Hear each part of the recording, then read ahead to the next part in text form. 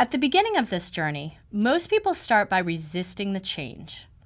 The anger and frustration we feel about feeling unfulfilled at work comes out in a variety of ways for different people. Some people experience depression and find themselves unable to get out of bed in the morning.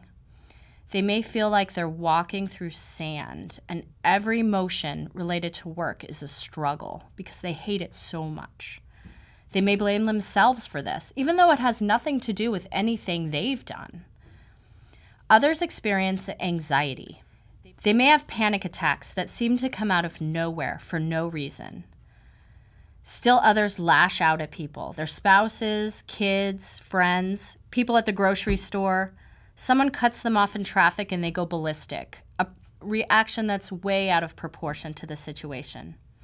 People at this stage should be focusing on nailing down what's not working for them in their current job, but also figuring out what they really need and want for themselves and their families. That sounds ambiguous and counter to what you might think. Why would you not be looking for a new job at this point? Well, looking at other jobs is a distraction at this stage, and it could actually hinder your progress. Some people have made their worst fears come true by focusing on only jobs and getting themselves into another job that's no better than their current one. Once you're able to get clarity on the root cause of your angst and begin to focus on where you want to be in a year, you'll be amazed at how much hope you'll start to realize. The job search starts to be less complex and overwhelming. Shauna is an example of someone in stage 1. She's a radiation oncologist and she's on her 3rd job. She's tried working in various settings and even in different states. But after uprooting her family for the 3rd time to try something else that still isn't working, she's just miserable. She feels depressed because she really doesn't want to go through the job search again. And frankly, she's not sure what else she can try. It's causing her to have a very short temper with her kids and her husband. She's gaining weight and her family just isn't happy. She feels like a failure at work and at home. At this stage, it's important to realize you are not the failure in this situation. This wasn't your fault.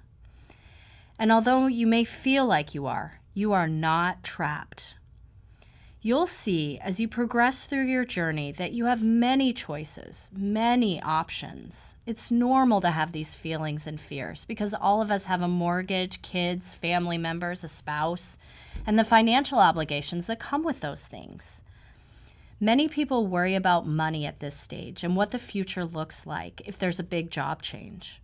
We'll talk about that stuff. Most people at this stage fear they'll have to uproot their family and move, so we'll talk about that too. Over the past decade, I've seen many people find the job they need and want and not have to move.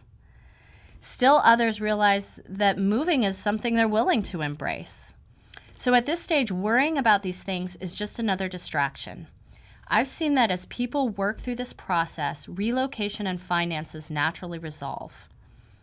I know what you're thinking. Not for me. I would be skeptical too. Now, while I can't guarantee anything, if you trust in yourself and follow the process that's worked for so many other people, you will figure this out for yourself.